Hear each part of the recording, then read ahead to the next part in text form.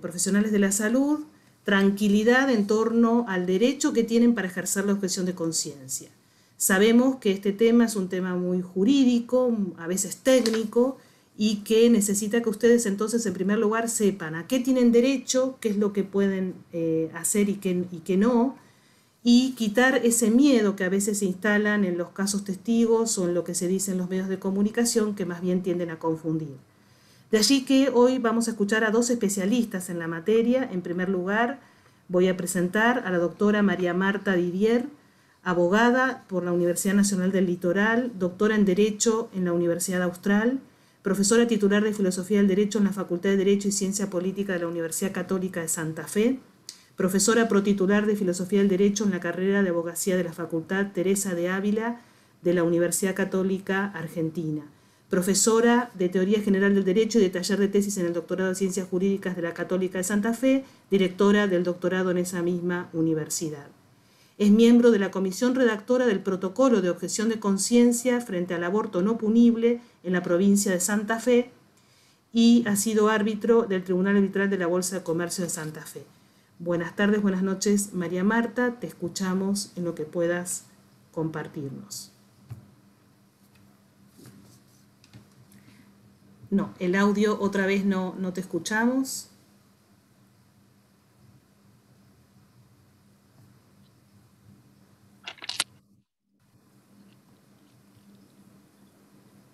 No te escuchamos, ¿vos estás conectada por el celular también? No te escuchamos.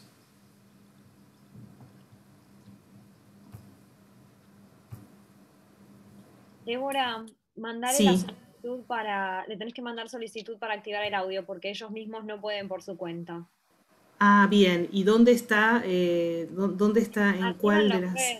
Arriba en los tres puntitos te va a aparecer una opción que dice solicita reactivar el audio. Lo mismo para Ignacio de la Riva.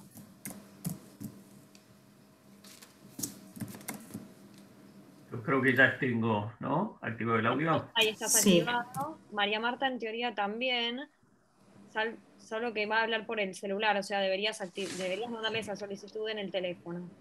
Ahí está, ya la encontré. Perfecto. Ahí te mandé, María Marta. Ahí está, ¿me escuchan ahora? Sí, ahora sí, perfecto. Bueno, muchísimas gracias a Prodesi por esta invitación a exponer y también muchas gracias a todos los participantes por dedicar este tiempo para nutrirse y adquirir nuevos conocimientos con relación al derecho a la objeción de conciencia, el que, bueno, constituye un derecho humano y también un derecho constitucional. La ley 26.610 de interrupción voluntaria del embarazo o aborto regula en los artículos 10 y 11 el derecho a la objeción de conciencia. Me voy a referir en primer lugar al artículo 11 de esta norma, que se refiere al caso de los establecimientos o efectores de salud del subsector privado y de la seguridad social que no cuenten con profesionales para realizar la interrupción voluntaria del embarazo a causa del ejercicio del derecho de objeción de conciencia individual.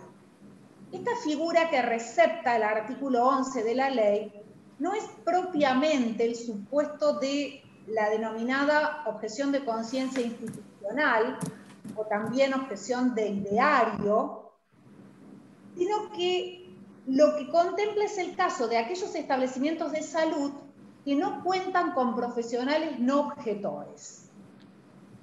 Ahora bien, no obstante que este artículo 11 se refiere no estrictamente a la objeción de ideario, no podemos inferir una prohibición de este tipo de objeción.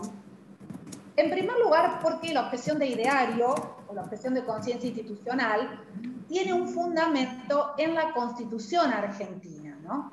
Se funda en el artículo 14 de la Constitución, que contempla el derecho a asociarse con fines útiles y la libertad de cultos. También se funda en el artículo 16, que consagra el derecho a la igualdad y a la no discriminación, por tanto, entre personas físicas y jurídicas en lo que se refiere al ejercicio de derechos fundamentales. También se funda en el artículo 28, en cuanto de allí derivamos el principio de razonabilidad que debe estar presente y respetarse en la reglamentación de todos los derechos fundamentales. También el artículo 75, inciso 22, que otorga jerarquía constitucional a los tratados internacionales de derechos humanos, en los que receptan y reconocen expresamente el derecho a la libertad de conciencia y religiosa, la que puede ser ejercida tanto en forma individual como colectiva. Más allá de este fundamento constitucional, el orden jurídico argentino recepta tanto en la ley número 26.150 que crea el Programa Nacional de Educación Sexual Integral, como en la ley 25.673 de creación del Programa Nacional de Salud Sexual y Procreación Responsable. En estas dos leyes recepta la figura de la objeción de conciencia institucional o de la objeción de ideario. Es decir que, y estas leyes reconocen este derecho fundamental de las personas jurídicas, como pueden ser sociedades, asociaciones civiles, fundaciones, asociaciones mutuales, con mayor razón aún debe reconocerse en el caso de la Ley de Interrupción Voluntaria del Embarazo, que contempla un supuesto cuya gravedad moral es, digamos así, superlativa en relación a los otros tipos de prácticas que contemplan las otras leyes. Es decir que, de alguna manera, podríamos decir que si estas leyes contemplan la objeción de ideario, con mayor razón aún, tiene sustento constitucional y en el orden jurídico argentino la objeción de ideario en el marco de la ley 27.610. Por otra parte, también este tipo de objeción de ideario institucional ha tenido recepción en la jurisprudencia argentina en un caso que falló un juzgado civil y comercial de Córdoba, el caso Sanatorio Allende de la provincia de Córdoba. Además, también en el derecho comparado uno puede encontrar referencias a este tipo de objeción de ideario. Por ejemplo, la Corte Suprema de Estados Unidos, en un fallo del año 2014, en el caso Hobby Lobby, ha reconocido la objeción de conciencia o la libertad religiosa y de conciencia de 3 sociedades comerciales cerradas de familia que se oponían a cubrir un seguro de salud que otorgaba o que, digamos, obligaba a otorgar a las mujeres que lo requerían píldoras abortivas. Se oponían en razón de su objeción de conciencia al aborto, de la objeción de conciencia al aborto de los miembros, de los dueños de estas sociedades comerciales.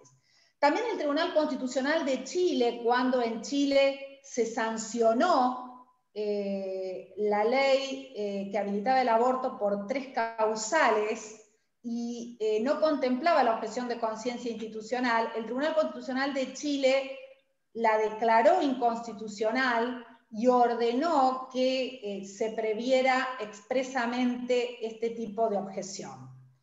Y además también podemos mencionar la Asamblea Parlamentaria del Consejo de Europa, la resolución número 1763 de esta Asamblea Parlamentaria del año 2010, la que también prohíbe coaccionar o discriminar a personas o instituciones que se opongan a participar o colaborar en un aborto voluntario, eutanasia o en cualquier práctica que provoque la muerte de un feto o de un embrión humano. Es decir que tanto en el sistema europeo como en el derecho comparado americano de Estados Unidos, Chile, en Uruguay también la ley de interrupción voluntaria del embarazo contempla expresamente la objeción de conciencia de las instituciones. Entonces vemos que es un derecho que tiene un amplio reconocimiento no solo en nuestro orden jurídico argentino, sino también en el derecho comparado. ¿Y en qué se funda este derecho? en que las personas jurídicas se constituyen con una finalidad, tienen un objeto social. Las personas humanas que forman esta persona jurídica muchas veces se proponen alcanzar objetivos que de modo individual no pueden alcanzar. Pensemos en un grupo de médicos que se asocia, ¿no?, para instalar un sanatorio, una clínica, porque individualmente les resulta imposible llevar adelante este objetivo, este proyecto.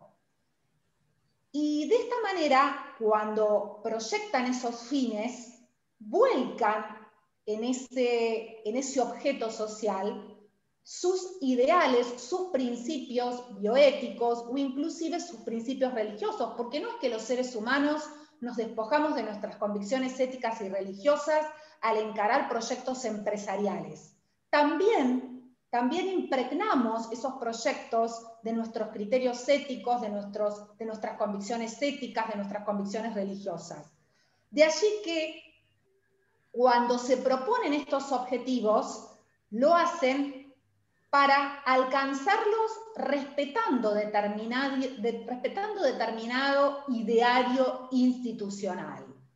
De allí que se recomienda a las personas jurídicas que se constituyan con estos fines impregnados de criterios éticos y religiosos, plasmar en su estatuto social, es decir, en el objeto social, cuáles son esos principios bioéticos que van a seguir. Por ejemplo, el respeto de toda vida humana, desde la concepción hasta la muerte natural, o el principio bioético de que se trate.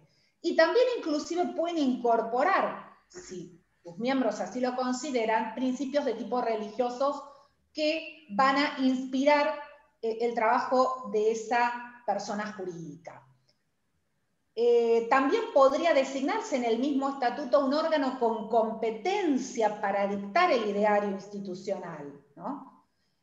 Y esto es importante ¿por qué? Porque ¿cuál es una de las, digamos, objeciones o de los contraargumentos para admitir la objeción de conciencia de ideario de las instituciones? La dificultad para probar la sinceridad de la objeción.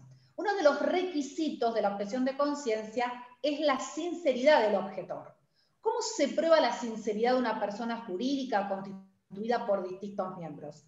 A través, justamente, de ese ideario que han plasmado en su estatuto o esos principios que han plasmado en su estatuto y han delegado un órgano con competencia para dictar ese ideario. Es así como se prueba la sinceridad de la objeción de ideario o de la objeción de conciencia institucional.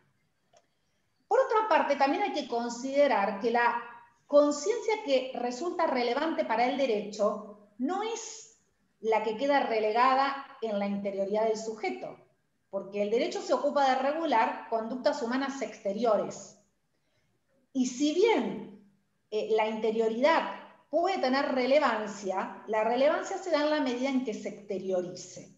Esta exteriorización de los dictados de la conciencia a través de una conducta humana puede darse en forma individual, pero también asociada, porque el hombre, el ser humano, despliega su accionar, su libertad de conciencia y su libertad religiosa de modo no solo individual, sino también colectivo, en razón de su carácter coexistencial o relacional. Bien,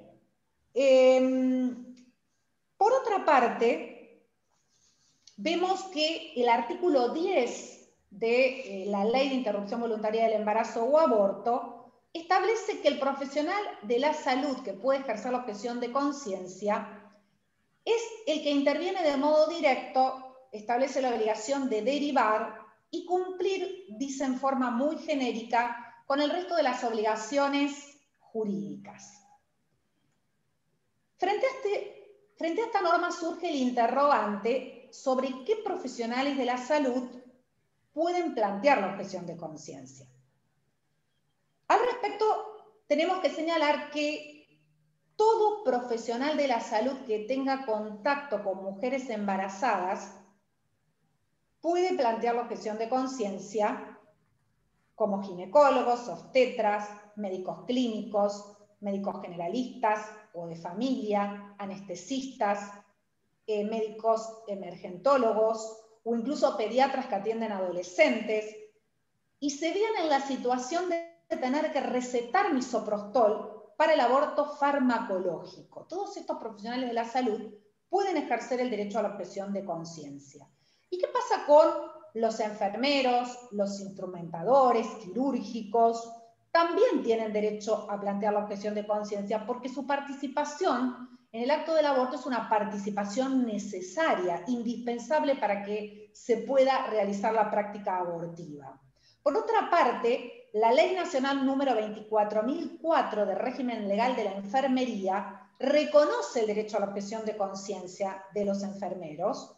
También las leyes provinciales que adhieren a esta ley nacional, por ejemplo, la ley de la provincia de Entre Ríos, la ley 12.501 que regula el ejercicio de la enfermería en la provincia de Santa Fe, y así podemos ir detectando las diferentes legislaciones provinciales que contemplan expresamente este derecho. Pero cabe recordar, e insisto sobre este punto, no es necesario que la objeción de conciencia esté prevista en la ley. No es necesario. La objeción de conciencia ha surgido sin estar prevista en la ley y ha sido así reconocida. Por ejemplo, en el leading case de nuestra Corte Argentina, el caso Portillo, sobre objeción de conciencia al servicio militar obligatorio. Cuando la Corte reconoce la objeción de conciencia en el caso Portillo, no estaba prevista y sin embargo la reconoce con rango de derecho constitucional, ¿sí? Y como dicen dos autores españoles especialistas en este tema, que son Rafael Navarro Valls y Javier Martínez Torrón, las objeciones de conciencia son imprevisibles y hasta imposibles de regular taxativamente en una ley.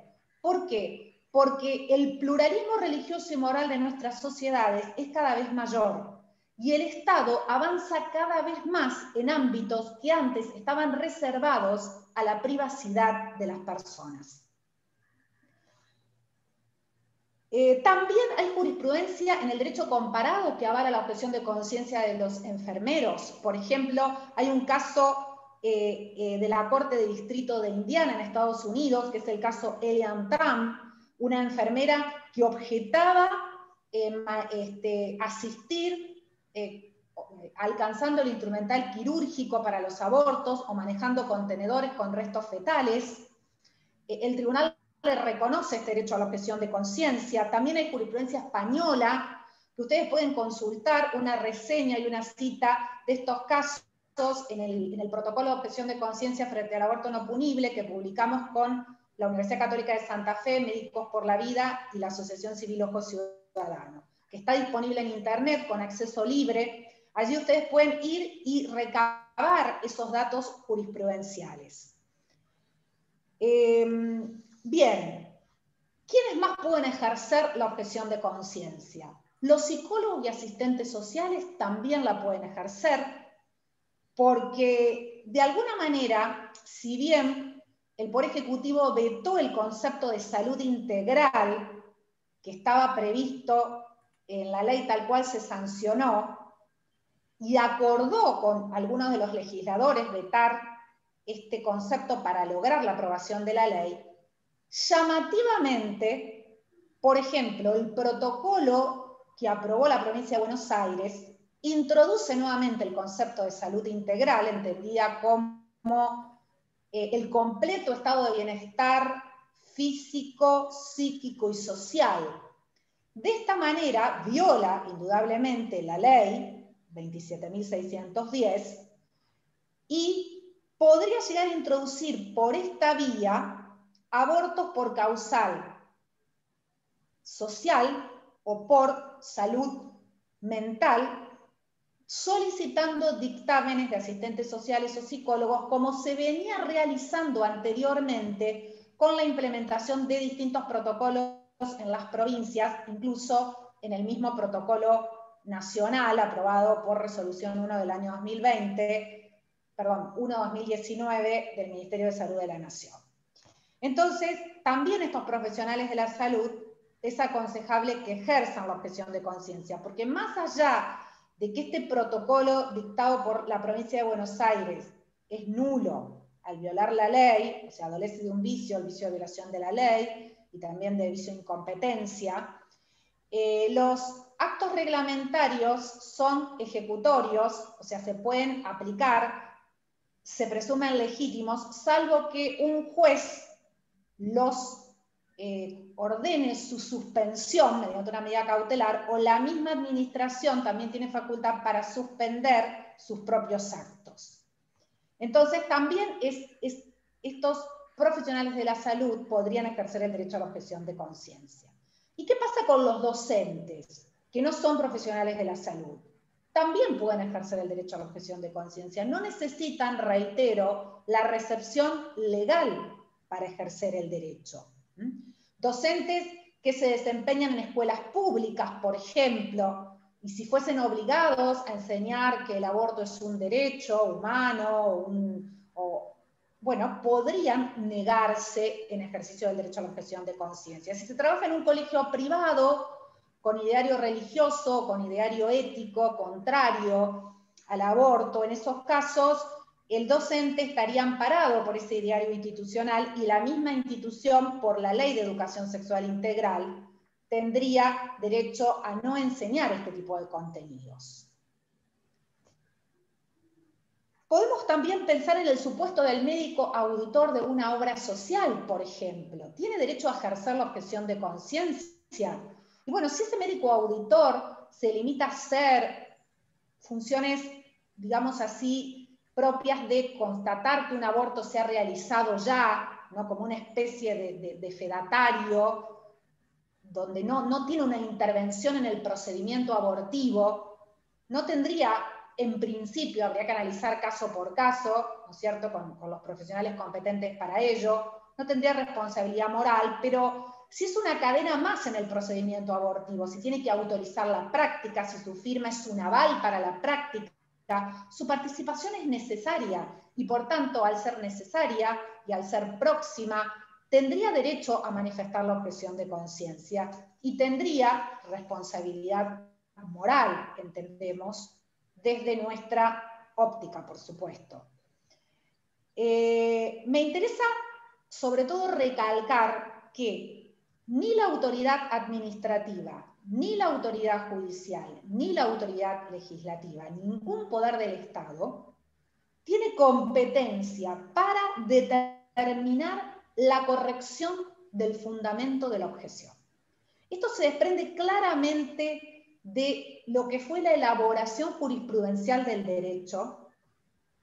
Por ejemplo, en el caso Portillo, Alfredo Portillo objetaba el servicio militar obligatorio alegando que era católico y que el servicio militar violaba el 5º mandamiento, no matarás.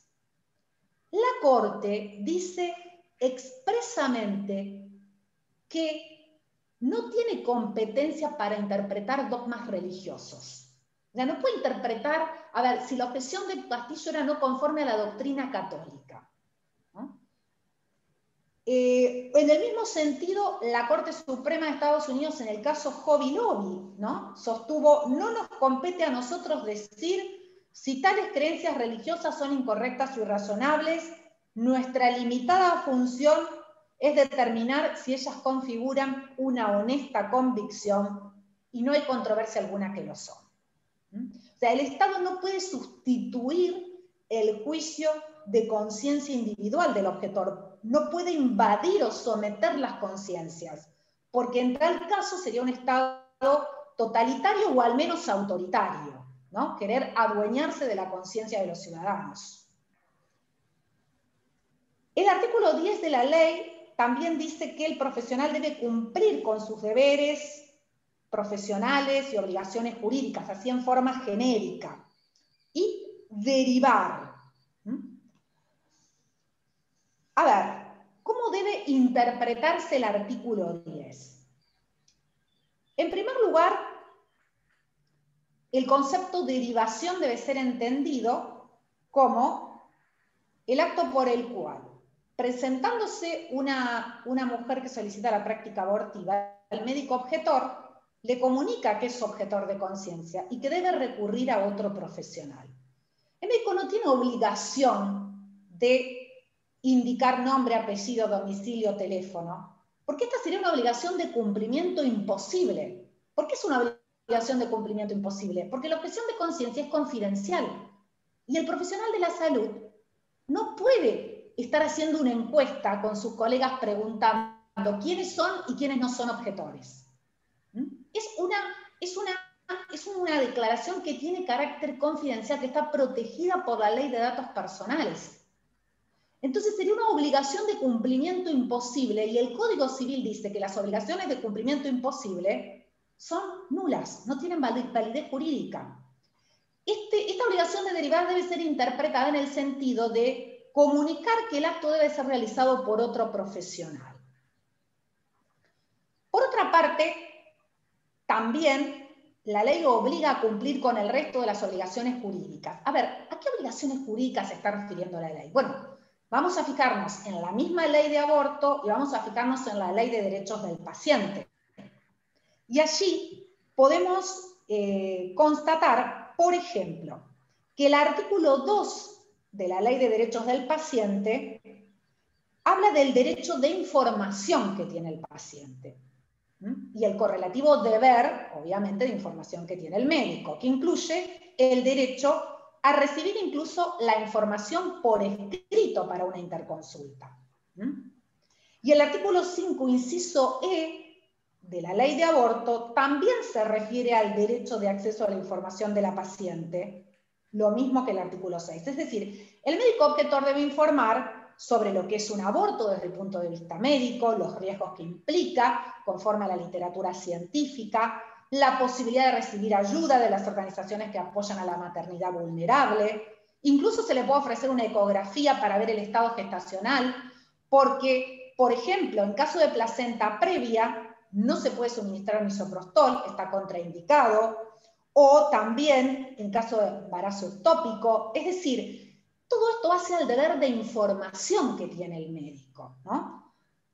Todas estas medidas no implican una dilación injustificada, porque son medidas que hay que adoptar previamente a la práctica, y hacen a una buena práctica médica.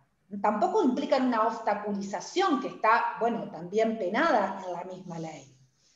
Porque todo esto hace al consentimiento informado. Y aquí hay una cuestión fundamental respecto del consentimiento informado.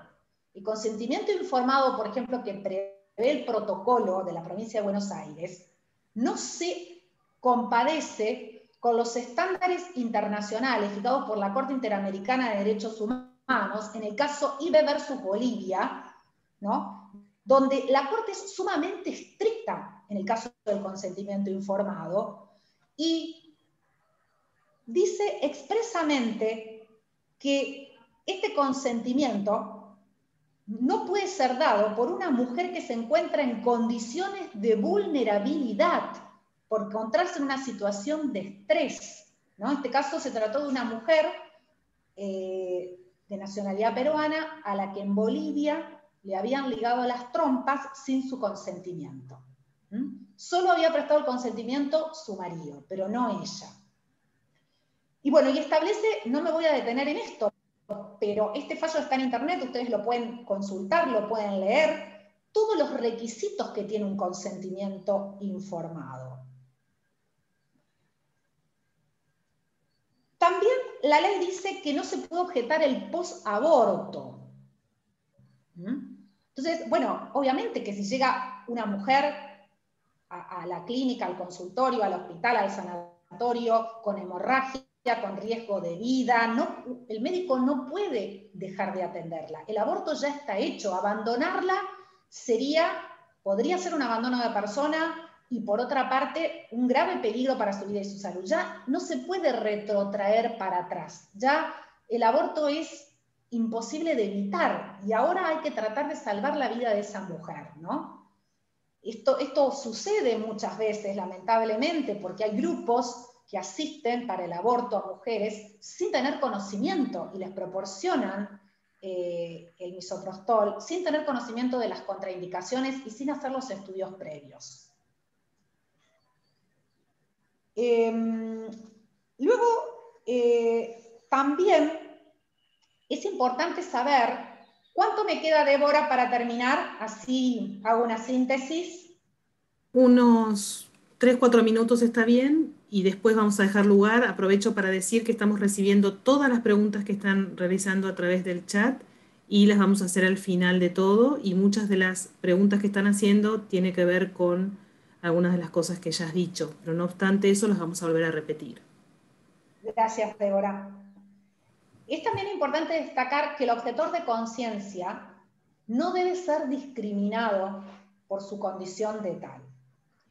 Y esto no solo tiene un fuerte respaldo en la ley antidiscriminatoria que está vigente en la Argentina, por la cual se prohíbe discriminar en razón de la religión, no solo está presente en la ley de contrato de trabajo, que también prohíbe la discriminación laboral, sino que también surge de una jurisprudencia constante de la Corte Suprema de Argentina a partir del caso Hoff contra Provincia de Buenos Aires, donde la Corte sostuvo allí y en muchos fallos posteriores que se presumen inconstitucionales todas las distinciones de trato basadas en las categorías expresamente prohibidas en los tratados internacionales de derechos humanos.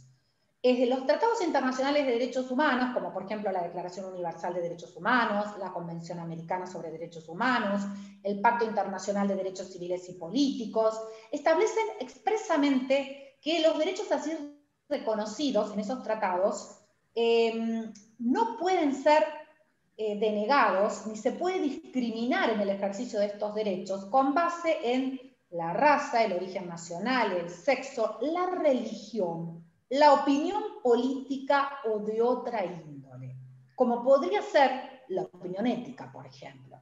Entonces, ante estos casos estaríamos ante categorías sospechosas de discriminación que se presumen inconstitucionales y que implican una inversión de la carga probatoria. Es decir, discriminamos a un objetor de conciencia, quien deberá tener la carga de probar y de justificar que no lo está discriminando, es el Estado o la persona que convalida la discriminación, que la defiende o que la ejecuta.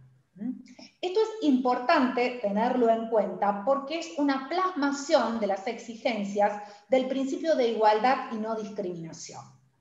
Por otra parte, también es importante que los objetores de conciencia reclamen en sus gremios, en sus sindicatos, en sus colegios profesionales, el respaldo político y la protección jurídica que se merecen para no ser discriminados ni para ser obligados a participar en actos que implican una cooperación con el aborto y violan su conciencia, imperativos deontológicos de los profesionales de la salud, el juramento hipocrático, principios éticos compartidos por una importante porción del pueblo argentino y también de todos, digamos, los latinoamericanos.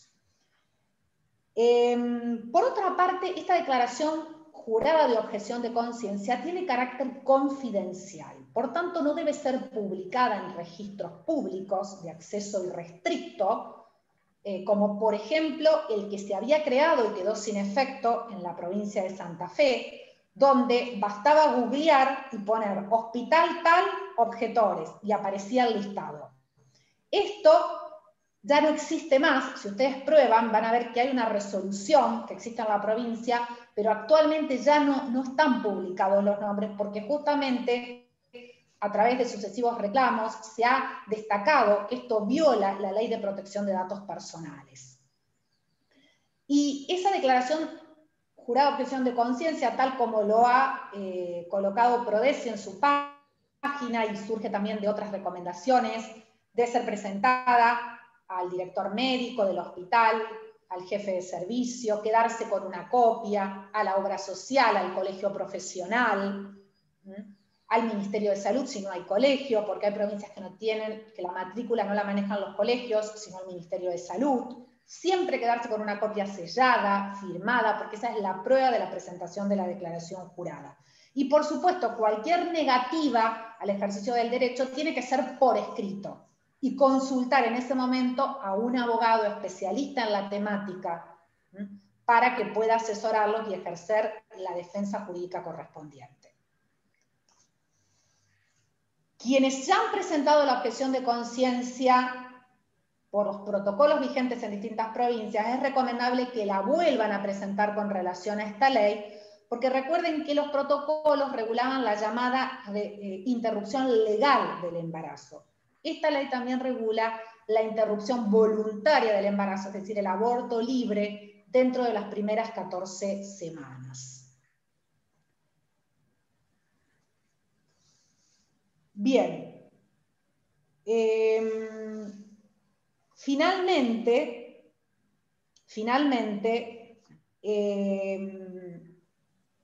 quiero destacar la importancia que tiene el respeto de la libertad religiosa y de conciencia en una sociedad democrática, ¿no? La Corte Interamericana de Derechos Humanos lo ha destacado, ha dicho que la libertad religiosa y de conciencia es una piedra angular de nuestro sistema democrático, ¿no? Lo mismo ha dicho de la libertad de expresión, por ejemplo, ¿no? Los países que en mayor medida respetan la libertad religiosa y de conciencia son países fortalecidos democráticamente, mientras que aquellos que violan esta libertad, dice acertadamente un jurista estadounidense, Robert P. George, son países proclives al terrorismo, proclives al fundamentalismo, proclives a la intolerancia, porque el derecho a la objeción de conciencia demuestra la madurez de un sistema democrático.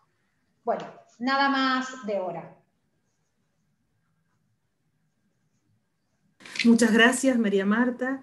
Bueno, les aviso que estamos recibiendo todas las preguntas del chat, son muchísimas, y entonces antes de pasar a responder algunas de esas preguntas, que las unificaremos, damos la palabra, le doy la palabra entonces al doctor Ignacio de la Riva, que es abogado y magíster en Derecho Administrativo por la Universidad Austral y doctor en Derecho por la Universidad de Valladolid, profesor titular de Derecho Administrativo y director de la Maestría en Derecho Administrativo Económico en la Facultad de Derecho de la Universidad Católica, autor de 2 libros y de más de 50 artículos, socio del Estudio Casaña de Abogados, expresidente e integrante actual de la Asociación Prodeci.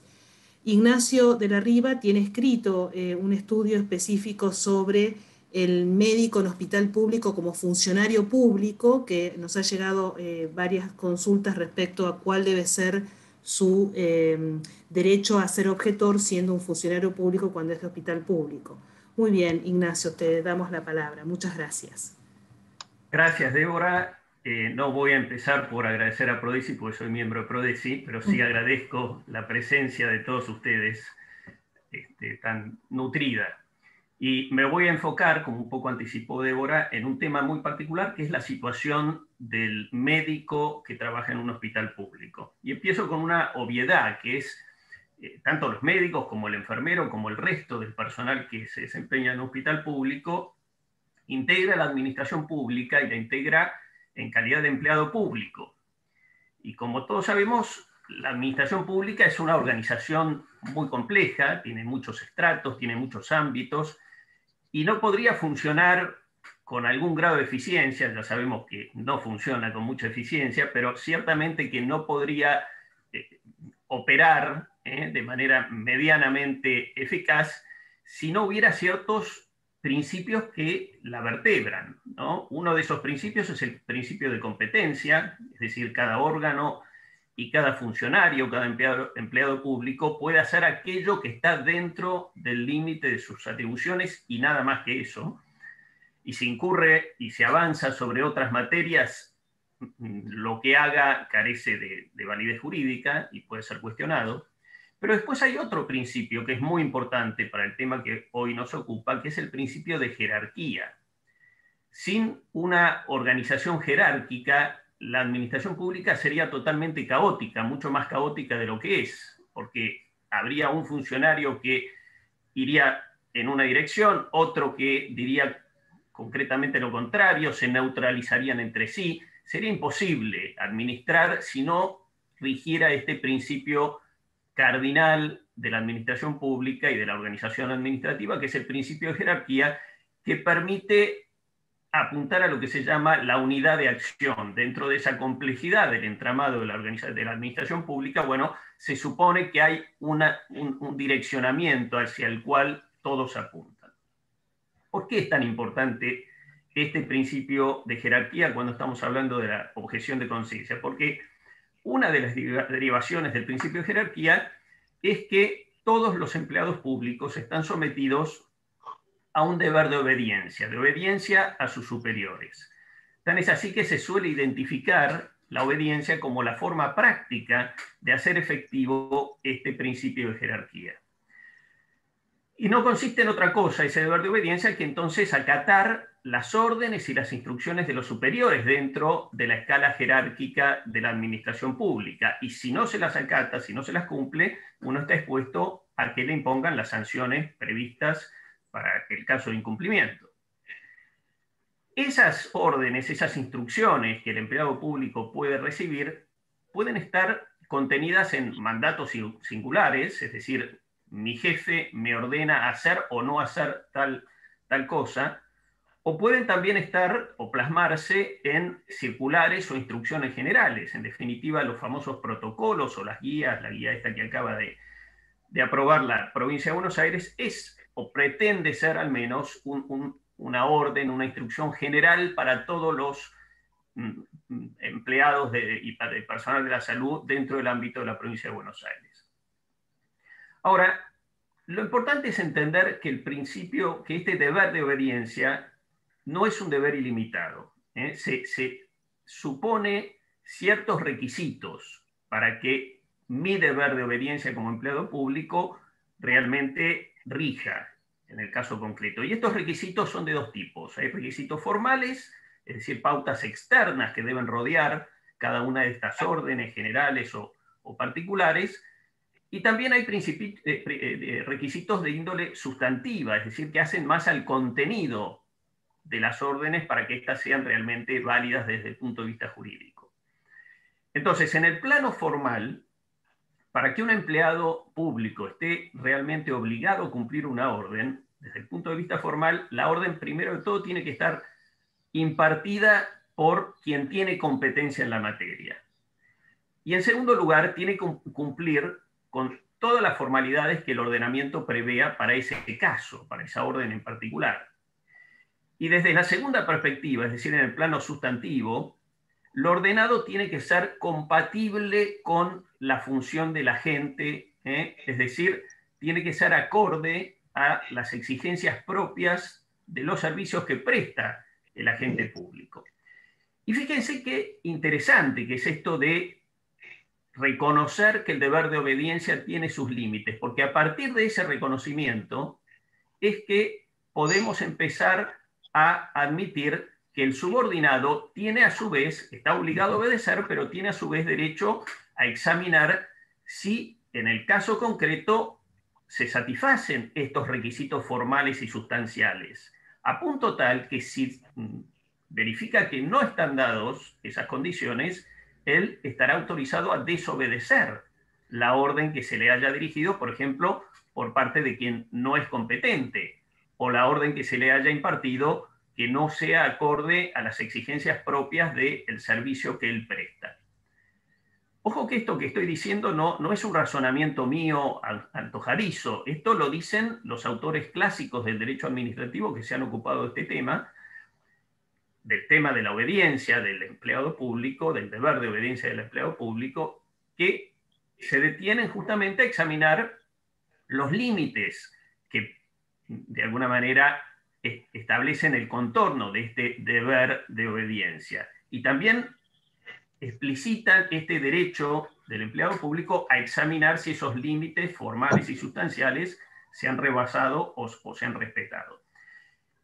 Y si tuviéramos tiempo, no se asusten, no lo vamos a hacer, pero si pudiéramos ir recorriendo todos los ordenamientos provinciales y el ordenamiento nacional en esta materia, veríamos cómo las normas jurídicas, las leyes de empleo público, de alguna manera recogen estas ideas que yo estoy exponiendo. Voy a citar dos ejemplos que son los que tengo más cerca, no por, digamos, ser contrario al espíritu federal, que acá está muy presente con representantes de todas las provincias argentinas, incluso algunos del exterior también, eso va más allá del federalismo, pero si vamos a la Ley Nacional de Empleo Público, leemos en su artículo 23 que los agentes públicos deben, y leo textualmente, obedecer toda orden emanada del superior jerárquico competente que reúna las formalidades del caso y tenga por objeto la realización de actos de servicio compatibles con la función del agente. En el ámbito de la Ciudad de Buenos Aires, la Ley de Empleo Público dice, la Ley 471, que los empleados públicos deben observar las órdenes emanadas de sus superiores jerárquicos con competencia para impartirlas, que reúnan las formalidades del caso y sean propias de la función del trabajador. Entonces, ven ahí cómo están realmente plasmados los requisitos extrínsecos, formales, se habla de competencia, se habla de que la orden tiene que reunir las formalidades del caso, pero también se avanza sobre aspectos intrínsecos de la orden, es decir, sobre el contenido de lo que se puede válidamente ordenar. Y entonces se dice que la orden, para ser válida y para que el empleado tenga el deber de acatarla y cumplirla, tiene que tener por objeto, comillas, la realización de actos de servicio compatibles con la función del agente o, en el caso de la Ciudad de Buenos Aires, propias de la función del trabajador. Me detengo un poco entonces en estos últimos aspectos, los intrínsecos, porque en el caso de los profesionales de la salud hay un condimento de su condición jurídica, que es que no son un empleado más cuando son un empleado público, sino que son empleados cuya función tiene ciertas singularidades o tiene que, de alguna manera, desarrollarse en función de criterios científicos y técnicos. Y esto no es un dato menor, esto vale para los profesionales de la salud y vale para otros profesionales, como puede ser un ingeniero, como puede ser un abogado cuando ejerce en el ámbito público una función de asesoramiento. A nadie le entraría en la cabeza que un superior jerárquico que no maneje, o aun cuando maneje las reglas propias del arte, le pueda exigir a su inferior jerárquico que de alguna manera diseñe digamos, una obra civil, siendo un ingeniero, de acuerdo a sus propios criterios. Ese profesional tiene la responsabilidad de desempeñar su función conforme a criterios técnicos que él se supone maneja y está calificado entonces para aplicarlos, y él tiene, digamos, y hay que respetar esa autonomía de criterio que él tiene asignada. Entonces, para ponerlo por ahí en términos bien concretos, ¿qué ocurre cuando las instrucciones impartidas a los médicos o a los enfermeros van aparentemente contra los criterios propios de su práctica profesional, aquellos criterios que le indica el arte de curar? Podría decirse que los actos que se les quieren imponer son incompatibles con las funciones en los términos de las leyes que recién leíamos.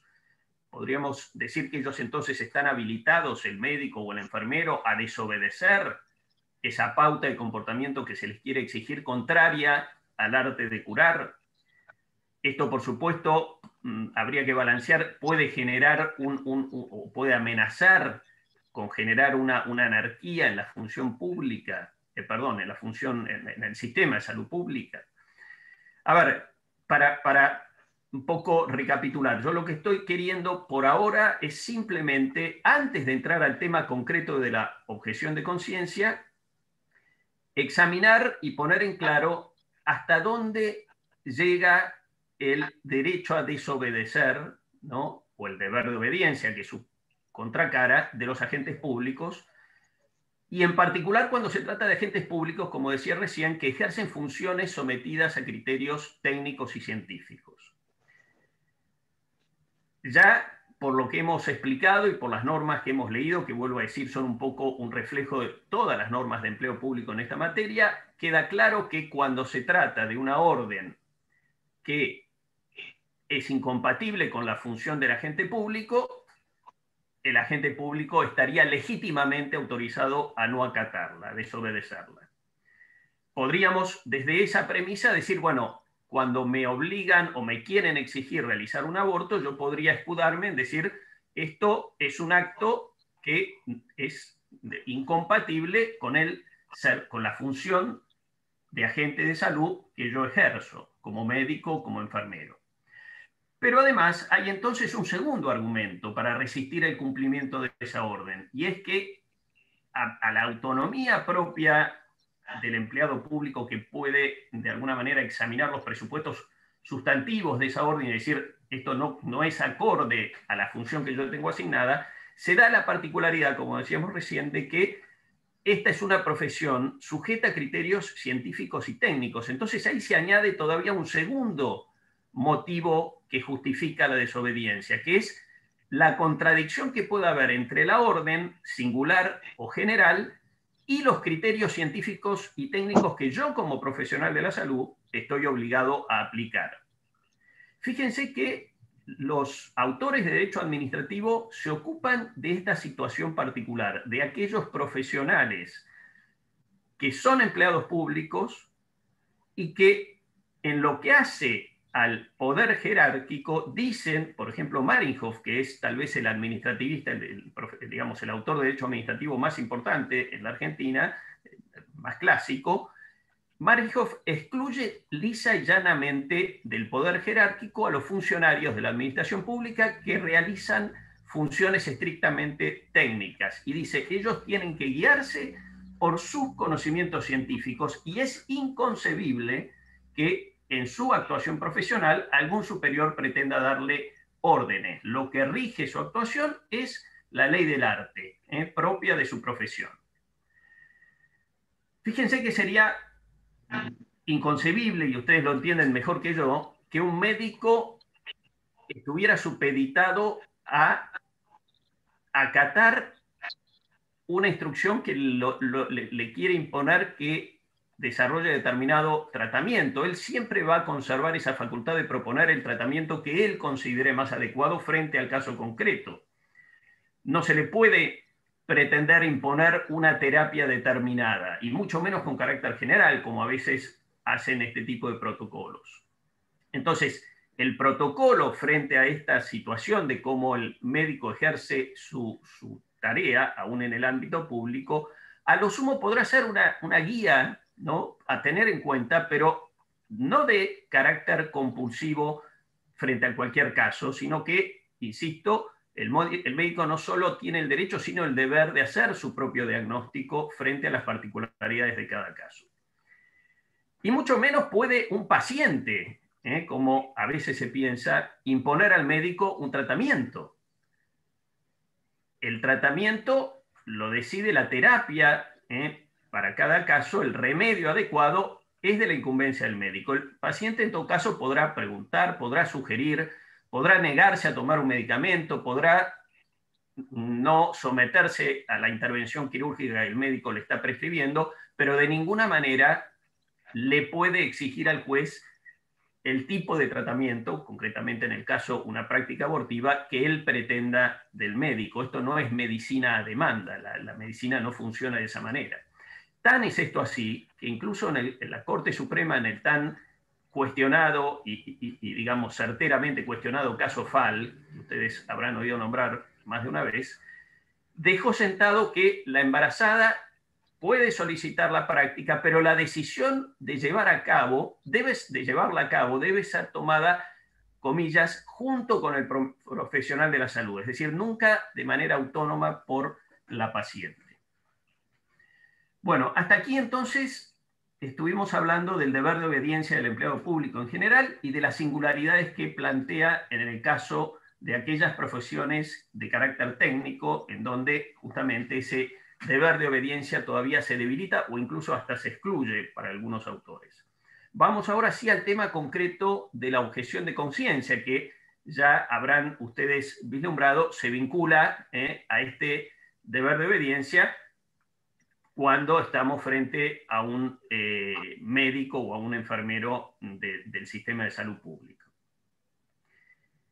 Ya dijimos entonces que de los límites del deber de obediencia nace un auténtico derecho a la desobediencia cuando esos presupuestos que explicamos no están dados. Y es este entonces derecho a la desobediencia el fundamento de la objeción de conciencia en el ámbito de la salud pública, más allá, por supuesto, del fundamento constitucional, pero frente al deber de jerarquía, frente al deber de obediencia, sus límites y el consiguiente derecho a la desobediencia es lo que permite, de alguna manera, justificar y respaldar la objeción de conciencia como una razón más para oponerse a una orden que vaya contra la propia conciencia. En el fondo, la objeción de conciencia, esto lo han dicho todos los autores que han estudiado el tema, no es sino un caso de desobediencia a la ley, un caso de desobediencia a un mandato jurídico o a una orden puntual, cuando justamente esa ley o ese mandato contradicen lo que mi propia conciencia me manda. Esto lo han dicho, insisto, muchos autores, pero también la misma Corte Suprema Argentina, en el caso Bamonde, definió la objeción de conciencia como el derecho a no cumplir una norma u orden de autoridad que violente las convicciones íntimas de las personas. Reitero, el derecho a no cumplir una orden o norma de autoridad cuando violenta mis propias convicciones. Porque en definitiva nos tenemos que remontar, como tantas veces se ha dicho y lo recordó recién María Marta Didier, a la Constitución misma, es decir, el respaldo de este derecho, que es irrenunciable, está dado por la propia Constitución. Y en el caso, entonces, de los médicos, viene respaldado por la conciencia y viene, de alguna manera, enfatizado por esta autonomía de acción propia de su función científica o técnica, que no puede ser desplazada por el principio de jerarquía que con carácter general opera en el ámbito de la administración pública. Y este derecho constitucional, ciertamente, que no puede entenderse que uno lo haya renunciado el día que decide ingresar a la administración pública. Uno sigue siendo persona, sigue teniendo la misma dignidad y por lo tanto ingresa a la administración pública y conserva el derecho constitucional a objetar. Otra cosa es que puede haber leyes que lo reconozcan y a veces hasta es bueno que haya leyes que cuando se trata de campos que son proclives a generar ciertos conflictos de conciencia, no está mal que el legislador reglamente las condiciones del derecho a la objeción de conciencia, pero siempre que lo haga con la amplitud suficiente y de manera adecuada, sin retasearlo, sin de alguna manera, por vía reglamentaria, como dice la Constitución que no se puede hacer, limitar ilegítimamente o, digamos, en forma contraria a la Constitución el alcance de ese derecho a la objeción de conciencia.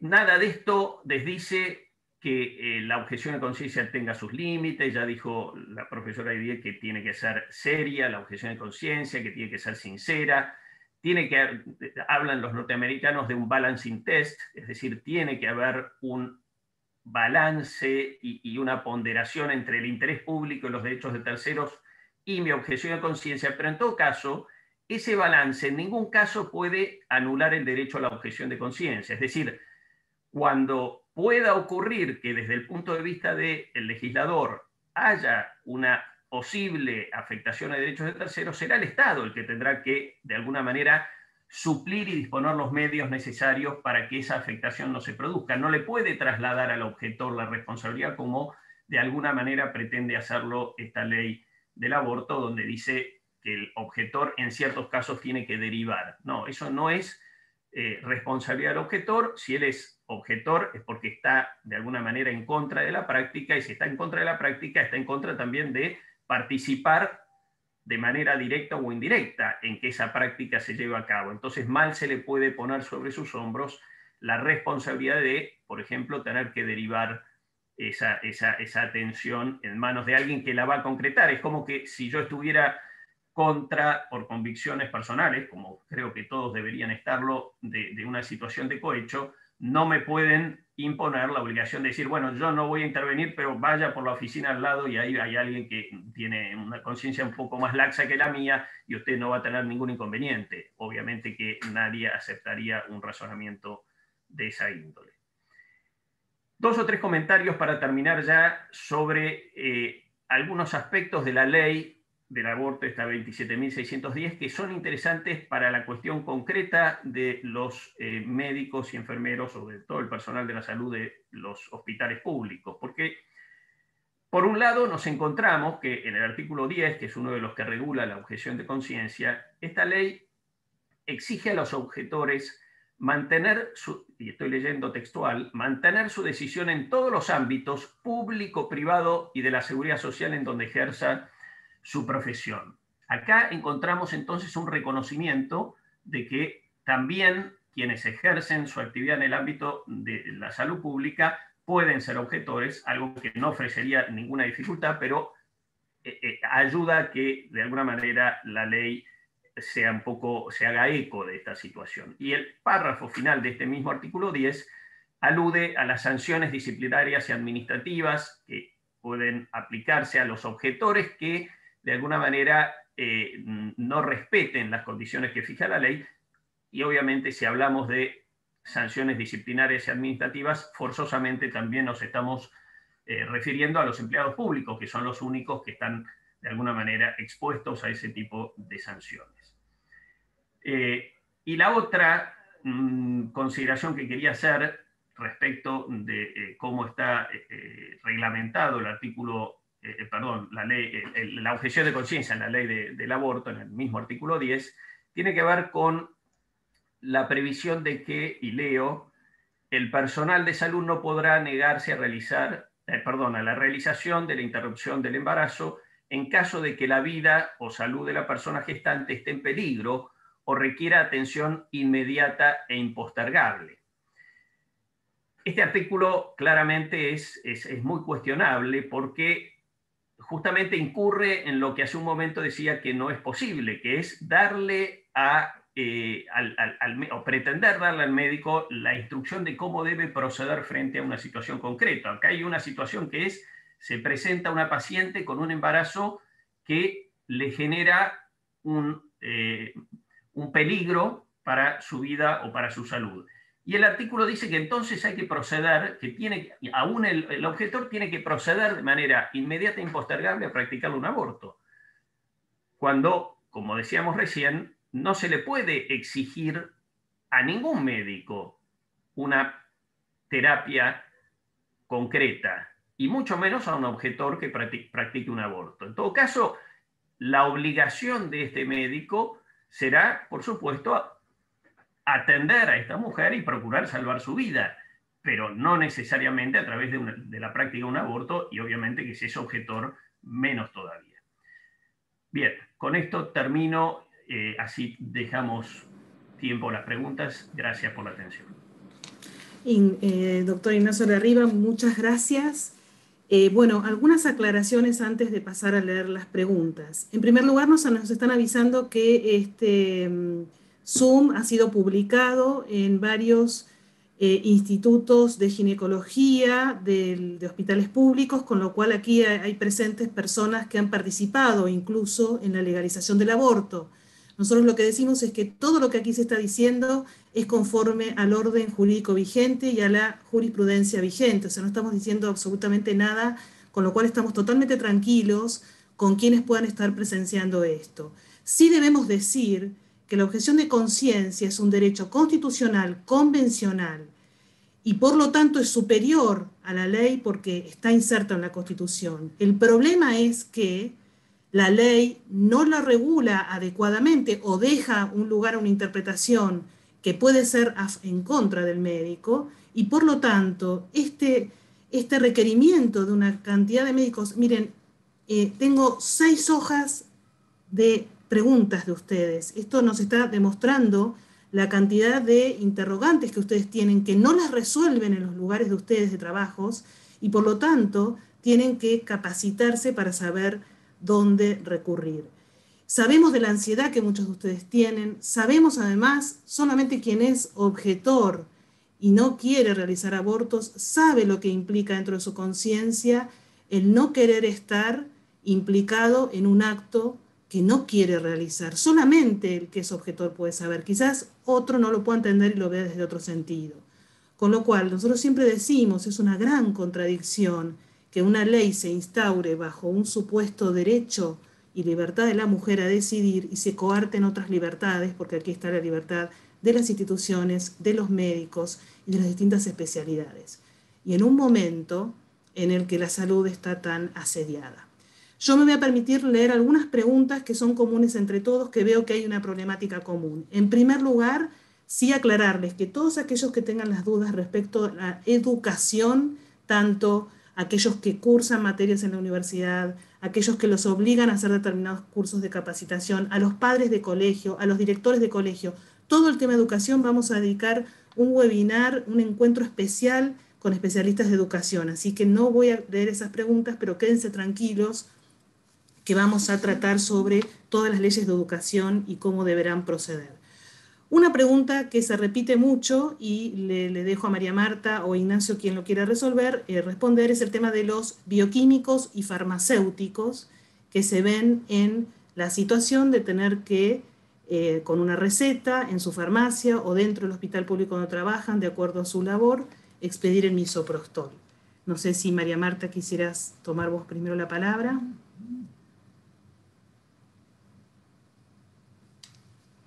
Tengo que activar el audio, ¿no es cierto? En el celular. María Marta está en el celular por un lado. Bien, ¿me escuchan? Muy bien. Sí. Bien. En el caso de los farmacéuticos que se verían expuestos a la situación de tener que vender el misoprostol bajo una receta que diga IBE, indudablemente ellos también están legitimados para ejercer el derecho a la objeción de conciencia. No es necesario un reconocimiento expreso en la ley, reiteramos que es un derecho humano, un derecho constitucional. Deberán comunicar esa declaración de objeción de conciencia al Colegio de Farmacéuticos y también a las obras sociales con las que trabajan en su farmacia, para que de antemano tomen conocimiento de esa condición de objetores. Incluso nosotros podemos encontrar en la jurisprudencia comparada, por ejemplo, el Tribunal Constitucional Español ha acogido la objeción de conciencia farmacéutica para la venta de la píldora del día después, por cuanto el farmacéutico objetor consideraba que podría llegar a tener un efecto abortivo, o sea, como un efecto posible, ¿no? Lo que sería la llamada anticoncepción de emergencia o píldora postcoital. Entonces, indudablemente sí. En el caso de los bioquímicos, también por supuesto que pueden presentar su declaración de objeción de conciencia si son obligados a participar de actos necesarios y próximos a la práctica abortiva, porque, por ejemplo, se precisa un análisis para determinar ciertas cuestiones que posibilitarían la realización del aborto. Es decir, son actos necesarios, son actos próximos, son actos que implican un compromiso moral, una responsabilidad moral del profesional, y la autoridad administrativa, ni la judicial, ni el legislador pueden sustituir el juicio de conciencia. Eso es algo pacífico en toda la doctrina jurisprudencial que configuró los contornos del derecho a la objeción de conciencia. Solo un Estado autoritario y no respetuoso del contenido esencial del derecho podría pretender sustituir la conciencia de sus ciudadanos, pretender meterse en la conciencia de sus ciudadanos, ¿no? Esto está clarísimo en Portillo, está clarísimo en Covilovi, está clarísimo en toda la doctrina constitucional. Nada más. Muchas gracias, María Marta. No sé si, Ignacio, querés agregar algo más. No, solamente que hay que estar muy atentos en cada jurisdicción a cómo se reglamenta esto, porque ahí también puede surgir alguna otra indicación, más allá de estas precisiones que hizo María Marta. Muy bien, muchas gracias. Bueno, otra pregunta que se repite, y a pesar de que María Marta lo explicó al principio, es sobre la objeción de conciencia institucional en un tema en particular que yo quizá pueda hacer referencia. Claro, ustedes dicen, no, la ley no ampara la objeción de conciencia institucional. Muy bien, tampoco la prohíbe. Por lo tanto, puede interpretarse como que está permitida. Sí está amparada en el derecho constitucional y convencional, derecho a asociarse con fines útiles, el derecho a la libertad religiosa colectiva, y en otras leyes que la misma ley de aborto remite, como la ley de salud reproductiva, donde se da la objeción de conciencia institucional en caso de anticoncepción. Y también la ley de ESI, de educación sexual, que respeta el ideario de los colegios respecto a determinados contenidos, con lo cual podríamos decir que con total legitimidad una institución que quisiese ser objetora podría hacerlo. Ahora, el modo de implementarlo y de declararlo, eso hay que ver los casos concretos porque depende de la jurisdicción y de la regulación que hay a nivel local. María Marta, ¿querés agregar algo sobre objeción de conciencia institucional? Te autorizo otra vez el audio.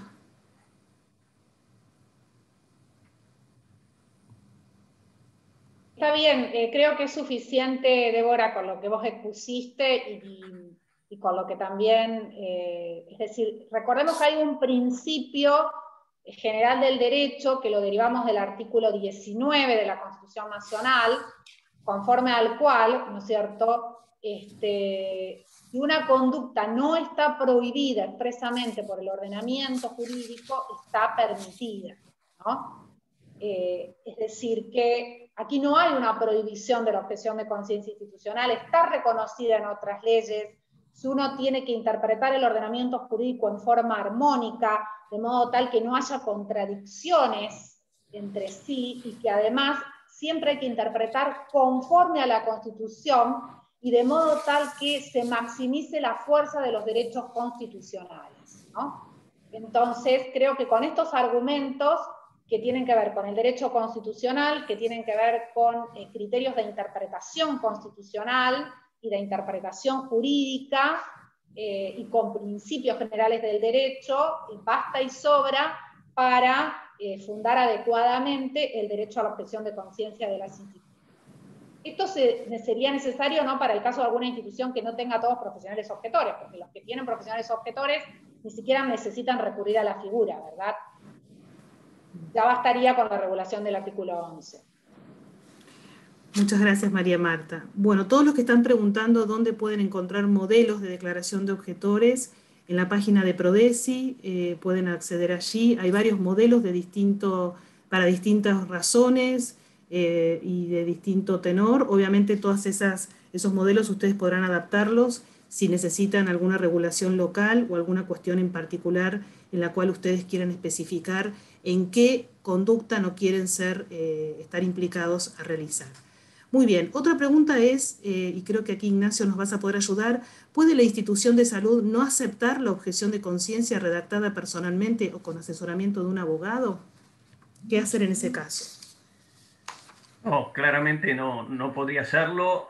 Ya están dadas todas las razones de índole constitucional y además está expresamente resaltado en la ley, con lo cual, en caso de que el superior jerárquico, digamos, el director del hospital, no aceptase la nota que uno le quiere presentar y no estuviera dispuesto incluso a firmar una copia para que uno se quede con ese resguardo, bueno, ahí ya hay que tomar otro tipo de recaudos. Por ejemplo, más habitual es ir acompañado de un escribano que deje constancia que uno le está dejando la nota y que del otro lado no la quieren recibir, ¿no? Y que el escribano de alguna manera vuelque en el acta el contenido de esa nota. Con eso uno queda suficientemente cubierto. Obviamente que es una situación un poco tirante, lo normal es que no se llegue a ese punto, pero si llegase a ocurrir, esa es una posible solución y como siempre decimos, y ha insistido María Marta más de una vez,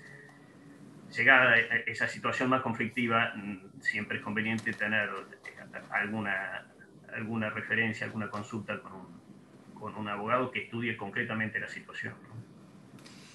Muy bien, gracias Ignacio. No sé si María Marta querés agregar algo sobre esto. ¿Qué sucede si no les aceptan la declaración de objeción? ¿Cómo proceder?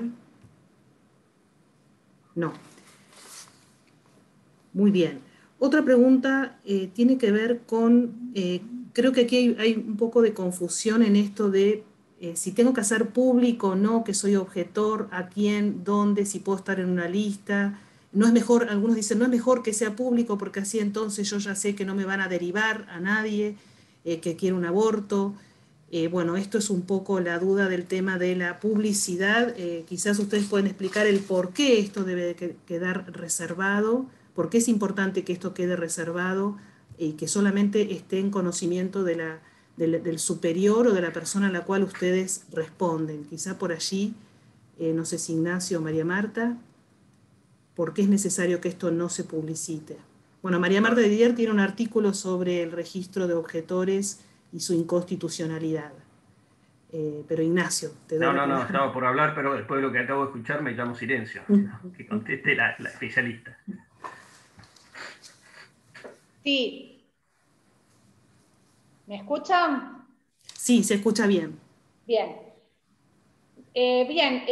No es conveniente porque esa información, si toma carácter público, podría ser utilizada para discriminar al objetor de conciencia. Por ejemplo, en concursos que se realicen en el ámbito de la salud pública, o por ejemplo para el ingreso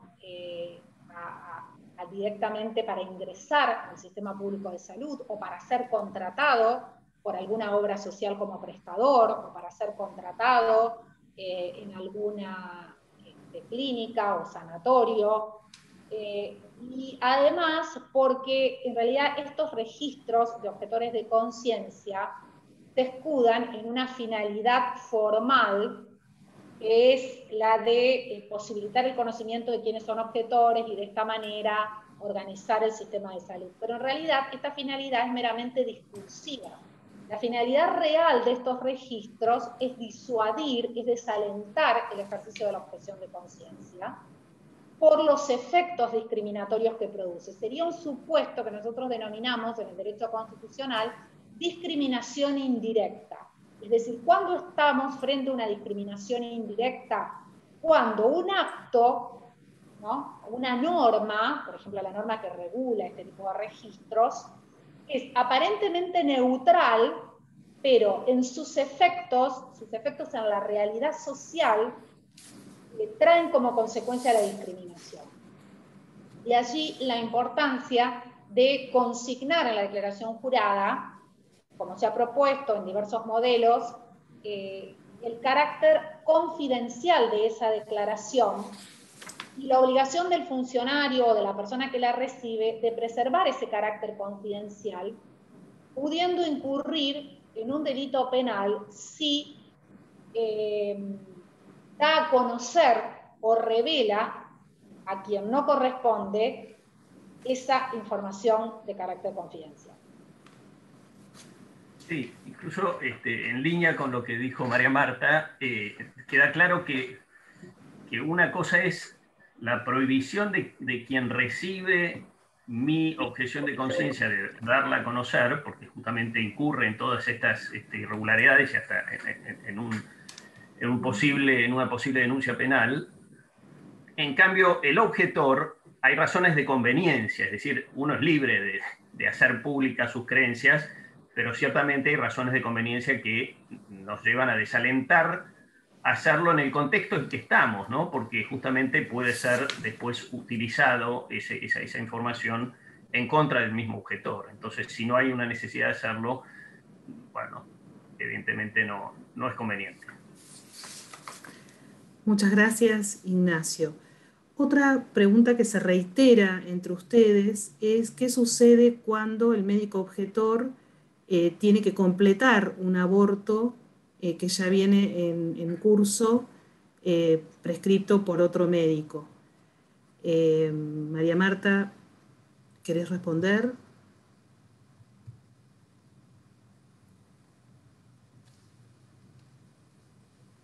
Sí, bueno, en primer lugar hay que diferenciar el supuesto, ¿no? Porque una cosa es que está en riesgo la vida y la salud de la mujer, el procedimiento sea imposible de retrotraer, ¿no? Siempre el médico tiene que cuidar la vida y la salud de las personas. Un médico objetor no puede ser expuesto a culminar un procedimiento abortivo que puede ser frenado. Es decir, porque implicaría indudablemente una participación directa y necesaria en el acto del aborto. Distinto es el caso cuando llega ya la mujer con el proceso abortivo imposible de frenar. Y no queda otra que culminarlo porque si no esa mujer se muere y allí el médico debe asistirla indudablemente. A eso se refiere la ley cuando habla de atención posaborto, justamente, ¿no? Hay un deber de tratarla con todo respeto, de preservar su vida, su salud, su integridad. No solo que habría responsabilidad jurídica si uno no la atiende, sino que también habría responsabilidad moral, inclusive, ¿no? De los dos tipos de responsabilidad. No sé si he respondido a la pregunta. Sí, gracias María Marta. Otra pregunta que también se reitera es, ya sabemos que la práctica de la discriminación, una vez que somos objetores, ello está, e incluso para poder acceder a determinados cargos, sabemos que al decir que somos objetores, no nos llaman o no accedemos. ¿Cómo podemos evitar esa situación tan discriminatoria en la que nos encontramos los objetores? María Marta, sé que tenés conocimiento de esto en Santa Fe. Bueno, habría que analizar en concreto, es una pregunta muy difícil de responder en abstracto. Yo creo que eso es importante que cada uno lo analice con un profesional, inclusive también que recurra a nuestros representantes políticos, como los senadores, los diputados, los gremios, los colegios profesionales, para analizar mecanismos de protección contra la discriminación a los objetores de conciencia, ¿no? Pienso yo que inclusive sería conveniente promocionar la sanción de normas administrativas o legales que expresamente prohíban este tipo de discriminación, como existe en otros países. Por ejemplo, en Estados Unidos hay normas expresas, hay leyes que lo prohíben, y también les mencionaba yo esta resolución de la Asamblea del Consejo de Europa, como prohíbe discriminar a los objetores de conciencia. Pienso que desde el punto de vista casuístico, bueno, analizar el caso con el profesional de confianza, especialista también en la materia, para dilucidar cada caso concreto, y luego también, ¿no es cierto?, la acción política, ejerciendo nuestro derecho a peticionar a las autoridades, que está consagrado constitucionalmente, y ejerciendo también nuestros derechos como miembro de una asociación sindical o de un colegio profesional. Muchas gracias, María Marta. Otra pregunta es, ¿qué sucede con los médicos que trabajan en consultorios privados? ¿Cómo debería proceder el ser objetor, siendo que atienden pacientes que pueden requerirle un aborto ambulatorio con misoprostol? ¿Cómo deben proceder y si es posible que sean objetores también? Sí, por supuesto que pueden ser objetores, sin lugar a dudas. Todo profesional de la salud puede ser objetor y debe presentar su declaración de objeción de conciencia ante el colegio profesional respectivo y ante las obras sociales para las que trabaja, comunicar a su paciente que es objetor de conciencia, que por tanto no está obligado a realizar la práctica, que deberá recurrir a otro profesional. Y bueno, y como veníamos diciendo en la exposición, dar toda la información, como obliga la Ley de Derechos del Paciente, como dice la misma ley de aborto, ¿no? Dar la información sobre los riesgos que implica la práctica, sobre lo que es un aborto, sobre las alternativas que existen, sobre las instituciones que apoyan a la maternidad vulnerable, ¿no? Porque esto hace al consentimiento informado y es también, digamos, una clara jurisprudencia de la Corte Interamericana de Derechos Humanos, ¿no? La mujer generalmente que está en conflicto con su embarazo está en una situación de vulnerabilidad, porque está ante un embarazo inesperado, ¿no? Por tanto, esta vulnerabilidad exige con mayor razón aún un cuidado, un respeto y una atención en ese sentido humana también del profesional de la salud. Muchas gracias, María Marta. Preguntan para el doctor de la Riva si la obediencia del superior jerárquico que habla solo es para el empleado público o también aplica en instituciones privadas, religiosas o no. Lo contesto desde el sentido común porque no es mi área de práctica. Yo, como expliqué al principio, me dedico al derecho administrativo y por eso manejo más la situación del empleado público. No sé si está Miguel Haslop presente, seguramente podrá completar lo que yo diga. El problema del deber de obediencia tan estricto se plantea, entiendo yo, estrictamente en el ámbito de la administración pública. Este principio de jerarquía es, insisto, un principio que rige la organización administrativa.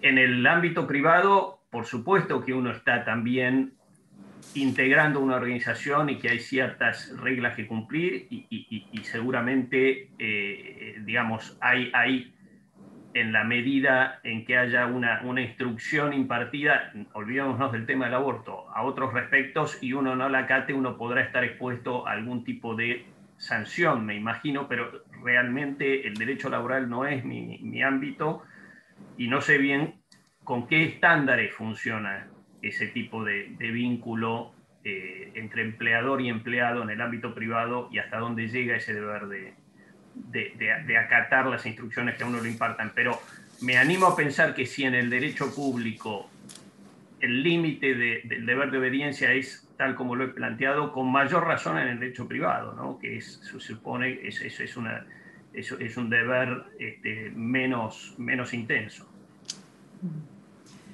Bien, otra pregunta que se reitera en muchos de ustedes es ¿qué sucede si se encuentran en una sala, digamos, de las de primeros auxilios, de primer nivel, y que no hay, la única, digamos, médica es objetora y no hay un médico que realice abortos?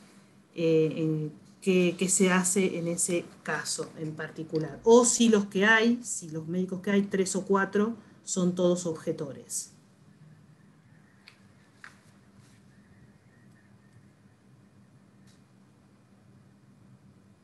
María Marta.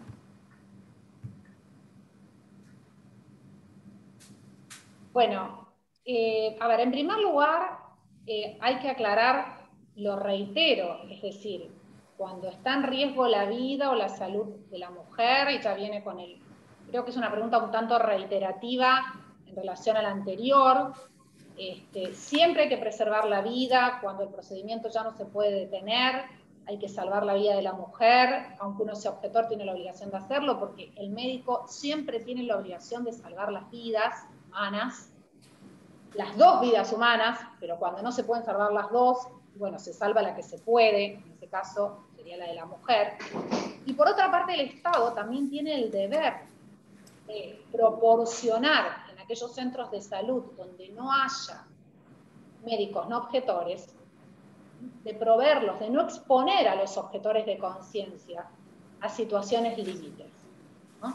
Porque, a ver, el derecho a la libertad religiosa y de conciencia también tiene una dimensión positiva, no solo un deber de abstención por parte del Estado, también es un deber de cooperación, un deber de posibilitar su ejercicio efectivo. Esto, por ejemplo, está muy claro si uno analiza el caso Castillo contra Provincia de Salta, en el voto del doctor Rosati, ¿no? Allí Rosati expresamente se refiere a la dimensión positiva de la libertad religiosa y de conciencia y cita el derecho a la objeción de conciencia, ¿no? Los derechos humanos no solo implican deberes de abstención, sino también acciones positivas por parte del Estado. Y una acción positiva por parte del Estado es facilitar al profesional sanitario objetor de conciencia el ejercicio de este derecho constitucional.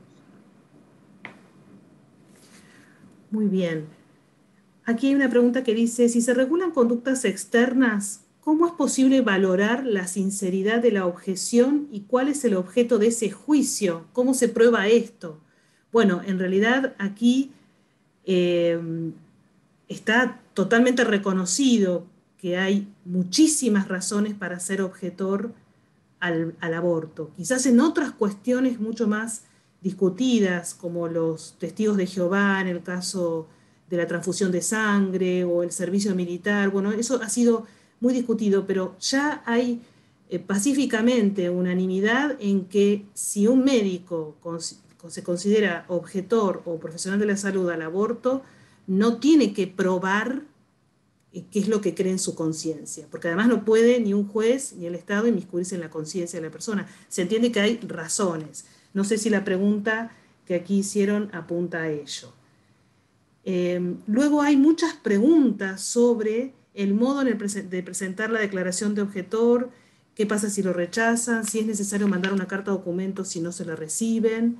Bueno, todas esas cuestiones más bien prácticas las hemos explicado la semana pasada, pero no obstante ello nosotros vamos a hacer una especie de formulario de preguntas y respuestas más comunes y ponerlas a disposición de ustedes porque vemos que hay muchos que han ingresado más tarde y entonces están preguntando sobre lo que ya se especificó. Otra cuestión es que también preguntan qué pasa si se lo coloca al médico objetor en culminar un aborto cuando ya no se puede detener, pero que el bebé puede tener signos de viabilidad o puede estar en una situación en la que no nace muerto. Creo que María Marta ya lo explicó, ¿no? En definitiva, en la medida en que existe la posibilidad de salvarlo y si el bebé es viable, pareciera que esa posibilidad existe, no hay duda que hay que disponer de todos los medios para que esa vida continúe, ¿no? Creo que, no sé si María Marta tenés algo más para contar, pero... Sí, en torno a eso llegan varios diciendo que los están viendo en sus hospitales que se están haciendo abortos tardíos de bebés casi viables y entonces están preocupados cómo ellos hacen, cómo intervienen en ello y cuál es la obligación si llega a suceder que el bebé nace vivo o cómo proceden siendo ellos tratando de salvar la vida de la mujer, ¿no es cierto? María Marta, ¿querés agregar algo? Sí. Espera que te desactive sin querer. Bien.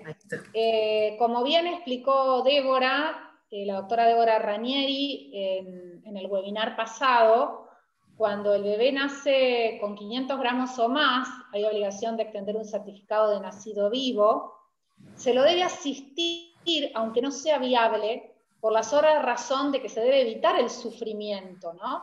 Porque ese ser humano está sufriendo probablemente y tiene derecho a ser asistido.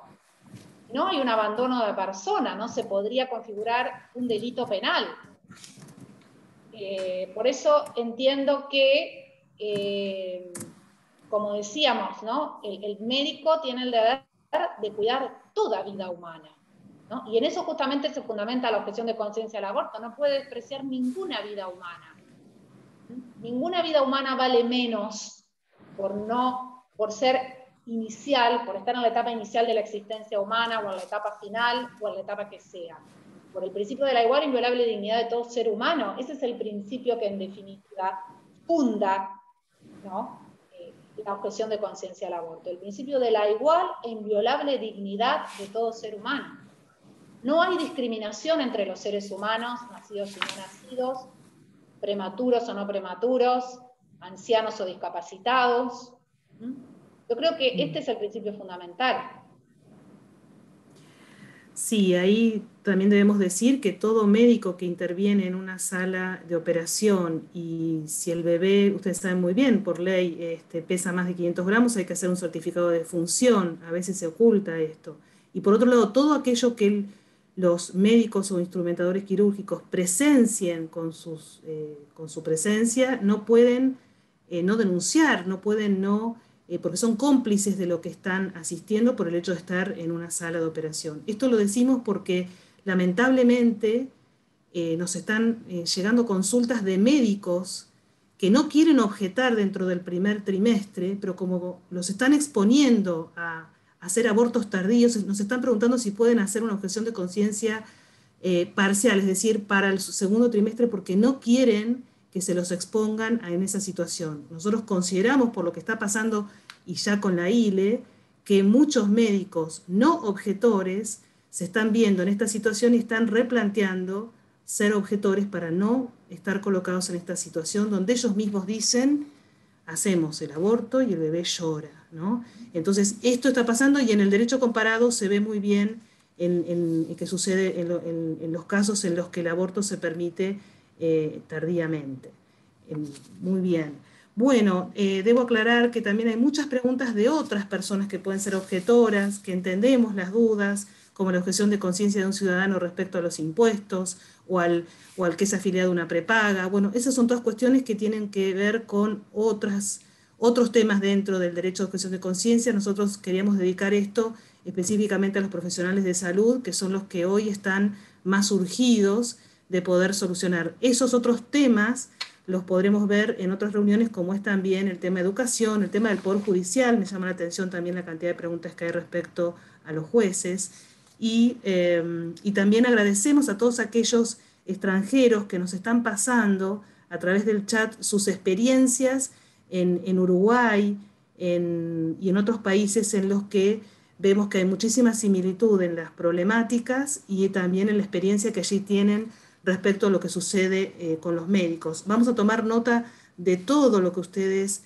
nos han volcado aquí y vamos a hacerles llegar del mejor modo posible la respuesta a todas las preguntas que nosotros podamos responder y que esté a nuestro alcance.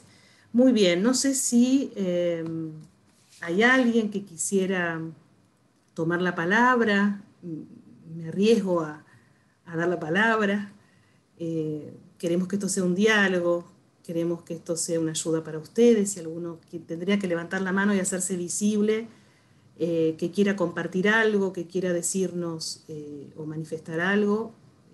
Ahí veo Marita Suez. ¿Quisiera hablar usted? ¿Le tengo que yo autorizar el audio? Ahí está. Levanté la mano ocasionalmente. He sido educadora toda mi vida y me parece fundamental el tema de todo lo que las instituciones trabajen sobre el diario educativo. Quisiera sumar gente en este sentido porque creo que ahí está el principio de las instituciones. Agradezco muchísimo a los profesionales que nos han dado esta charla y bueno, rezando realmente para que esto camine realmente en el buen camino. Gracias. Muchas gracias, sí, claro que sí, seguiremos también con ese tema tan preocupante para los educadores. Muchas gracias. ¿Alguien más quisiera decir algo? Muy bien, bueno, agradecemos, por lo menos yo no veo, Paula Calibares, ahí levantó la mano a través del, a ver si Paula te llego a ver, para poder abrir el audio.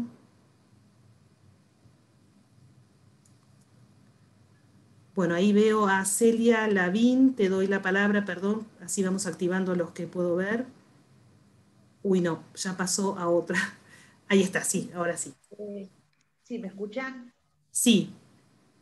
Buenas noches a todos. Desde ya muy agradecida por esta capacitación, es altamente enriquecedora.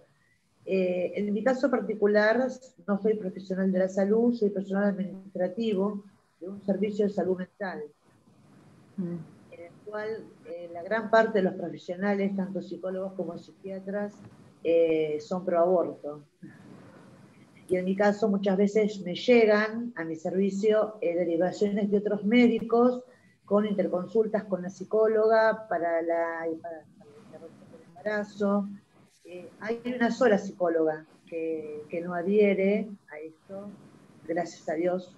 Pero bueno, ¿cuál sería mi función en este caso? Yo estoy obligada a dar un turno, por ejemplo, para una psicóloga, para una psiquiatra, que en este caso sé que van a apoyar a que realicen la práctica. Puedo pronunciarme como objetora de conciencia. En el caso particular mío, ¿cómo sería?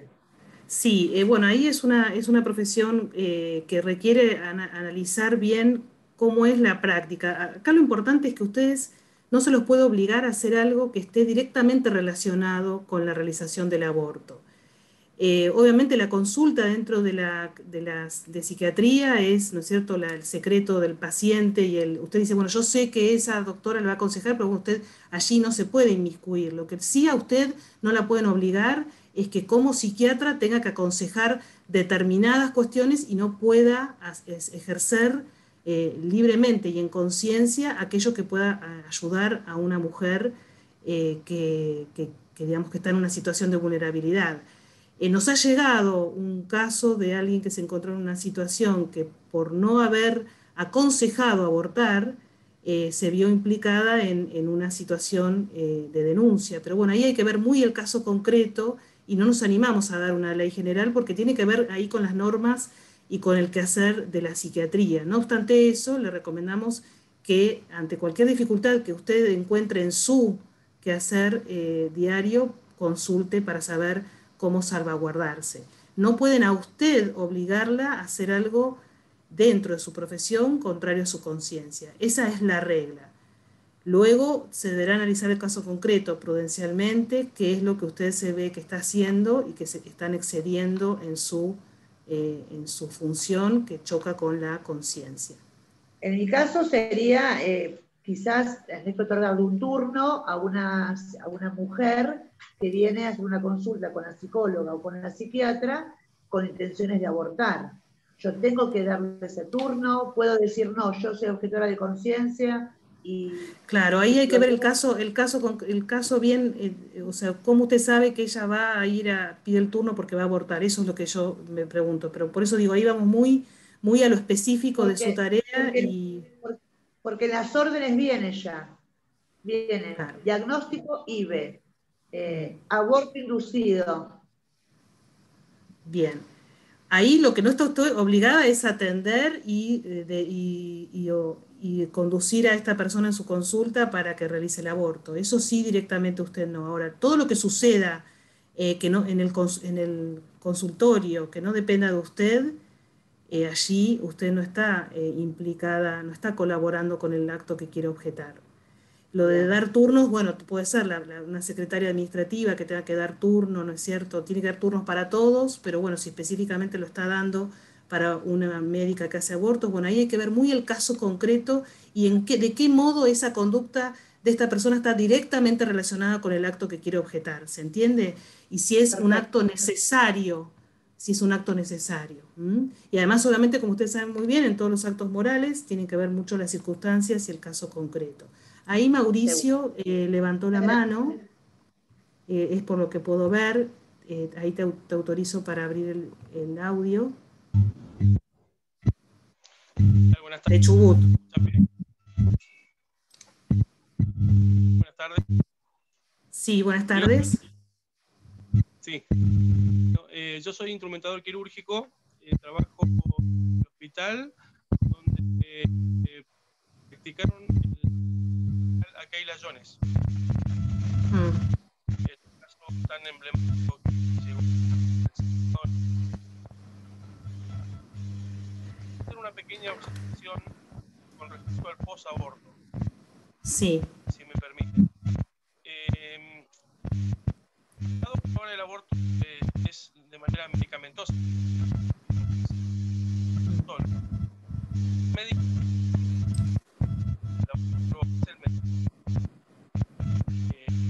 prescribe nueva ley dice que cualquier...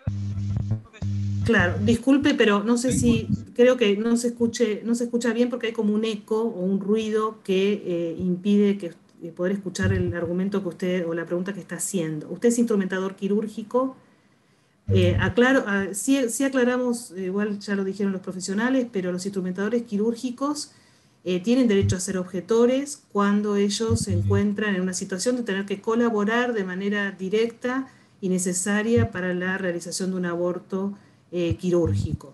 Esto lo aclaramos porque saben ustedes muy bien que los instrumentadores quirúrgicos es una rama de la enfermería y en muchos hospitales les han dicho que ellos no colaboran de modo directo, entonces no pueden ser objetores. La ley habla de personal de salud, que a ellos se los obliga a hacer el aborto y todos ellos entonces tienen que poder ser objetores. Si no sería una contradicción. Por más que la ley diga solamente pueden ser objetores aquellos que directamente están relacionados. Un instrumentador quirúrgico que directamente interviene en una operación de aborto puede ser objetor, tiene derecho a ser objetor. No sé si su pregunta va por ahí. No, yo la observación que quería hacer es que puede iniciar esto, pero no puede estar guardando. Claro. Sí, perdone, no se escucha. Intuyo que usted está preguntando cuando interviene con un aborto que ya está en curso, pero no podemos escuchar su pregunta porque hay como un eco cuando usted habla. No sé si puede mejorar el volumen. No, debe ser por no sé, tal vez no es Mauricio, lo que podemos hacer es que usted nos mande por escrito la pregunta y ahí lo podemos ayudar, ¿sí? Porque no encuentro manera. Acabo de escribirle en el chat. A ver. Porque como no dejan de llegar preguntas, no la encuentro. Son tantas. Voy a ver si puedo mejorar el tema del eco. A ver ahí, sí, a ver si se acerca más a la pantalla, me parece que se escucha mejor. Bueno, lo que quiero decir es que en ahí el sí. posaborto, en el posaborto, muchas veces interviene sí un equipo quirúrgico. Sí. Que deviene de la complicación del aborto. Y por lo general, la mayoría de los equipos quirúrgicos son objetores. No estamos para bebés, estamos para...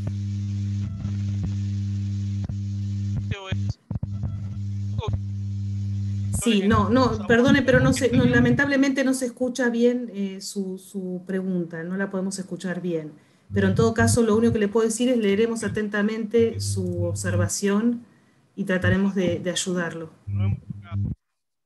No es un punto claro, dice usted, en el posaborto. Muy bien. Sí, cómo no, lo haremos llegar en la medida de lo posible si tenemos algún material para que usted pueda resolver esta cuestión. Que les quede la cómo no, vuélvala a escribir y yo la tomaré nota. Gracias. Sandra Sáenz, te activo, vamos a activar a 2 más y ya damos por cerrado porque estamos extralimitados con el tiempo. Hola, ¿qué tal? Buenas noches. Muchas gracias por habernos invitado y por habernos dado estas charlas y demás. Me parece que no escuché la parte donde, ¿cómo es el procedimiento?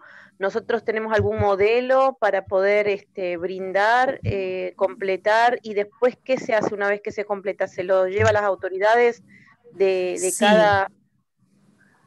Sí, exactamente, ya lo explicamos, hay varios modelos que les podemos hacer llegar y luego ustedes lo tienen que presentar frente a la autoridad para la cual ustedes trabajan y a la cual responden, sea director del hospital, sea jefe del área, quedarse ustedes con una copia sellada, con fecha de entrega, y en ese mismo formulario de declaración se cita la ley de confidencialidad de los datos, para que el que lo reciba sepa cómo debe actuar, que no puede publicitar esos datos, ¿sí? Perfecto. Pero de todos modos, cualquier duda... Sí, ¿y cómo nos hacen llegar el modelo? El modelo lo hemos compartido a través de los chats en los que ustedes han intervenido, si no, de todos modos, ahí escribinos en las que somos administradoras del grupo de manera privada. Perfecto. Y te hacemos llegar los modelos, y si no, en la página de Prodesi, en la página web de Prodesi. Muchísimas gracias. Muy bien, no, al contrario. Bueno, una última pregunta. Sé que está la doctora Mancino, que acá me avisa María Marta Didier. Quizá, doctora, le puedo dar la palabra, si es que la encuentro.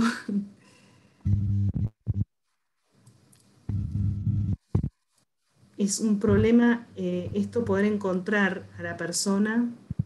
Si usted levanta la mano, quizás yo voy pasando las pantallas. Ahí la veo, ahí está.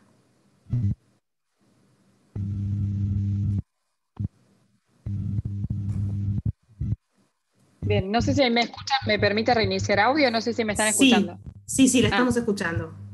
Bien, bueno, buenas noches a todos, gracias a todos los abogados, a todos los colegas que están participando.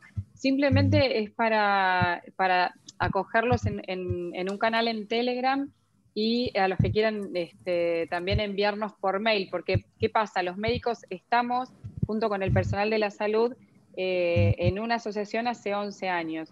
Si ustedes disponen de alguna duda o inquietud, estamos al servicio con respecto a este tema, fundamentalmente en este momento de objeción de conciencia, y aquellas otras dudas que podamos evacuar, ¿no? Como colegas en el momento. nos pueden encontrar dentro de lo que es la mensajería instantánea de Telegram. Nos buscan como Canal de Médicos por la Vida Argentina, y ahí sí le iremos compartiendo sucesivamente artículos, informes, enlaces con respecto a todo lo que es aborto, objeción de conciencia, y algunos otros temas específicos más en relación a esto. Simplemente eso, y agradecerles a todos la presencia.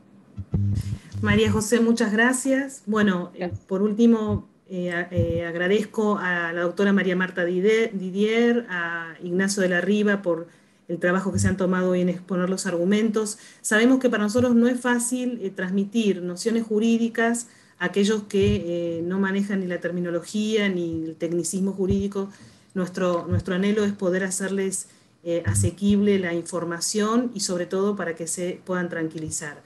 Por otro lado, hay varios que nos han requerido, si no podemos formar una red de objetores de conciencia para que ustedes estén juntos en dudas y en cuestiones que puedan surgir. Bueno, esa moción la tomamos, la estamos viendo, y todo lo que esté a nuestro alcance para ayudarlos, lo haremos. Sepan que aquí todo se hace a pulmón y a entrega, sobre todo de los profesionales. Bueno, los despedimos entonces. Me voy a quedar con los colaboradores de Prodesi y con los profesionales que les pido si se pueden quedar unos minutos, y les agradecemos su tiempo. Posiblemente hagamos más de estos encuentros, también con médicos que puedan contar, que son objetores, su experiencia, y en el área de educación, como les hemos prometido, y también en otras áreas de otros posibles objetores. Les prometemos que estamos ocupándonos de esto. Muchas gracias y les deseamos lo mejor a cada uno en su tarea de curar y salvar vidas. Muchas gracias.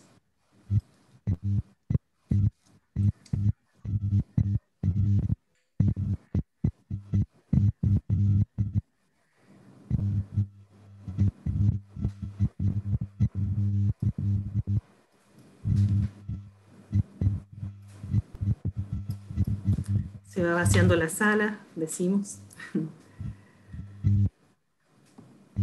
No es fácil, pues somos muchos. Muchas gracias por los mensajes que están dejando. Muchísimas gracias. Tomaré nota de todo para pasarle a los colegas, porque ellos no los pueden leer. Y hay personas que quieren seguir ingresando. Qué raro hasta ahora. Muchas gracias, buenas noches.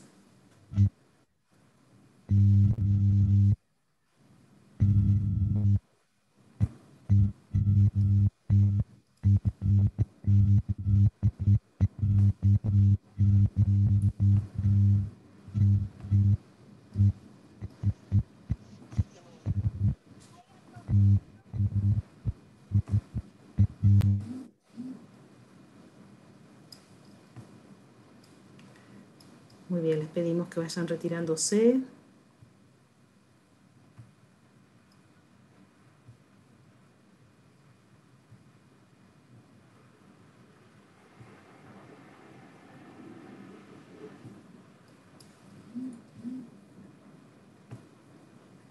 Adiós, muchas gracias por los mensajes.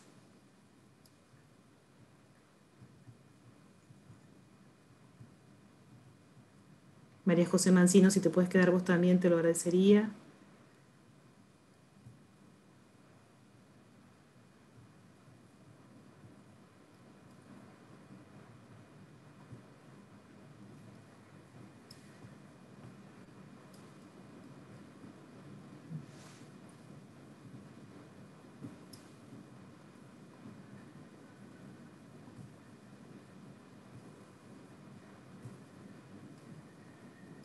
Les pedimos si se pueden ir retirando.